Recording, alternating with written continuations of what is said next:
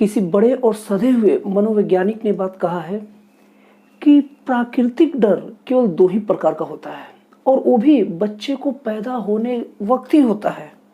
पहला डर तेज आवाज का डर, एकाएक आवाज का डर, और दूसरा जो डर होता है वो सहारा न मिलने का डर।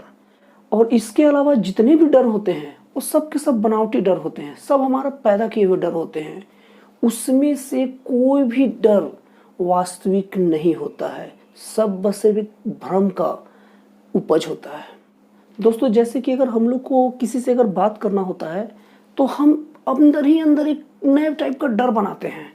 सोचते हैं कि उस व्यक्ति से कैसे बात करें, उस व्यक्ति को मेरी बातें पसंद आएगी कि नहीं आएगी, और इतना ज़्यादा इससे डर जाते हैं कि हमारी भावनाएं हमारे नियंत्रण में नहीं रहते हैं। हम उससे बातचीत करते हो कि एकदम से लड़खड़ा जाते हैं और कहना कुछ और होता है और कह कुछ और देते हैं, और फिर बाद में हम इतना ज़्यादा नर्वस हो जाते हैं कि पूछिए मत।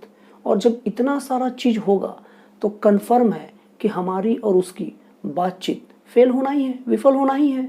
फिर उसके बाद हम क्या अपने आप को सोचते हैं और अपने आप के अंदर एक भ्रम पाल लेते हैं और अपने आप को कहीं ना कहीं भ्रम के जंजाल में डाल भी देते हैं कि मुझे यार लोगों से बात ही करनी नहीं आती। दोस्तों, इस दुनिया में हर आदमी यूनिक होता है। अगर आपको किसी से भी कुछ बात करनी हो तो आप बस अपने मन में इतना मान के चलिए कि हमें उससे किस टोन में और किस तरीके से बात करना है, बस यही आप तय करके जाइए और एकदम निश्चिंत होकर बात कीजिए, भयमुक्त होकर बात कीजिए। और उसको मेरी बात पसंद नहीं आएगी, एक डर को किनारे रख के बात कीजिए। दोस्तों, किसी से बातचीत करने के लिए या किसी को कम्युनिकेट करने के लिए सबसे बड़ा ताज्जुब वाली बात मैं आप लोग को ये बता रहा हूँ कि ये कोई बात नहीं होता कि हमें बातचीत करना क्या है।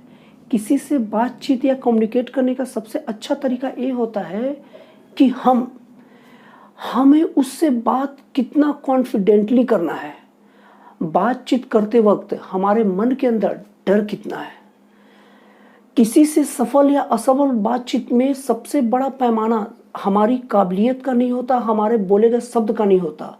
पैमाना केवल दो ही चीज का होता है। पहला कि हम उससे बातचीत कर पाते हैं कि नहीं, और दूसरा हम उससे बातचीत करते वक्त कितना ज़्यादा निश्चिंत रहते हैं।